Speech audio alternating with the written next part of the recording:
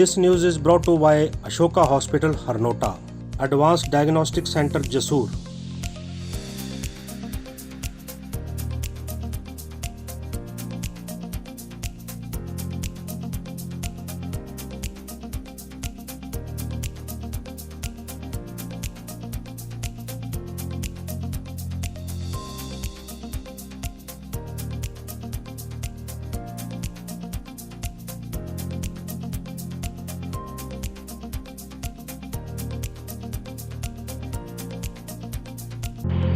Sir ढकने के लिए छत, परिवरश के लिए नहीं है सहारा।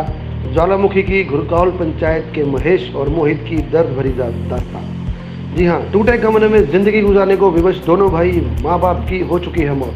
हालात ऐसे हैं, ना तो सिर ढकने के लिए मकान है और ना ही परवरिश करने वाला। महेश चाचा का आसरा था जो 2 वक्त की रोटी दे देता था, लेकिन कोरोना काल ने वो भी छीन लिया। माता पिता की मौत के बाद अनाथ हुए दोनों युवा 10वीं व जमा 2 के विद्यार्थी जरूर हैं, लेकिन जिस हालात में रह रहे हैं कोई भी सिहर उठे। जी हाँ, यहाँ बात हो रही है उपमंडल ज्वालामुखी की घुरकौल पंचायत के महेश और मोहित की। संसाधनों के अभाव में बेमुश्क जिंदगी ढो रहे दोनों नाबालिग इस आस में हैं कि कोई एक ना एक दिन उनकी दुर्दशा को देखकर आसरा जरूर देगा। हालांकि सरकारी स्कूल में पढ़ने के कारण शिक्षा का खर्चा अधिक नहीं है, लेकिन 2 वक्त की रोटी के लिए जिस चाचा ने सहारा दिया, कोरोना ने उनके हाथ भी खड़े करवा दिए। बच्चों के चाचा सुरेश व दीप कमल ने बताया कि 2006 में महेश 5 मात्र दिन का था तो उसकी मां चल बसी, जबकि मोहित उस समय 1.5 साल का था। या यूं कहें कि दोनों को अपनी मां का चेहरा भी याद नहीं होगा कि मां कैसी थी। महेश और मोहित की तकदीर ने एक और झटका तब दिया जब 2017 में घर के साथ लगती व्यास नदी में नहाने उनके पिता पैर फिसलने से डूब गए। उनका शव 5 दिन बाद देहरा में रेस्क्यू किया गया।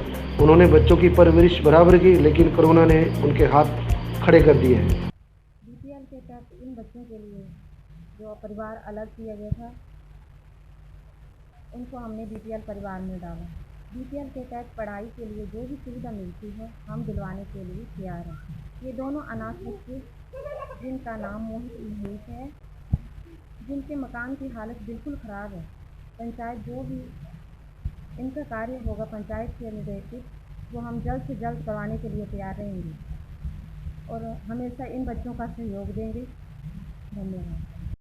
विलेज बाग पड़ोली कोटियारा का स्थायी रूप से निवासी हूँ।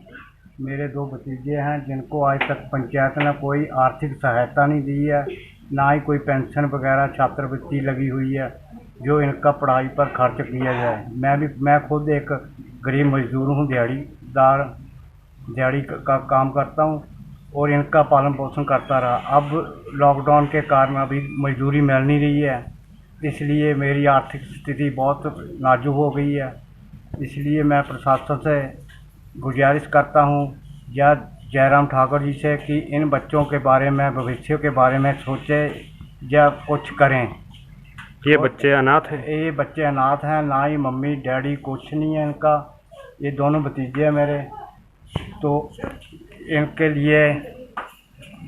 लिए मुझे जयराम ठाकुर से मैं प्रार्थना करता हूँ हाथ जोड़ के कि इन बच्चों के बारे में कुछ आर्थिक सहायता या छात्रवृत्ति बच्चों को लगवा दें, तो हम उनका बहुत बहुत धन्यवादी होंगे और उनका तहे दिल से धन्यवाद करते हैं।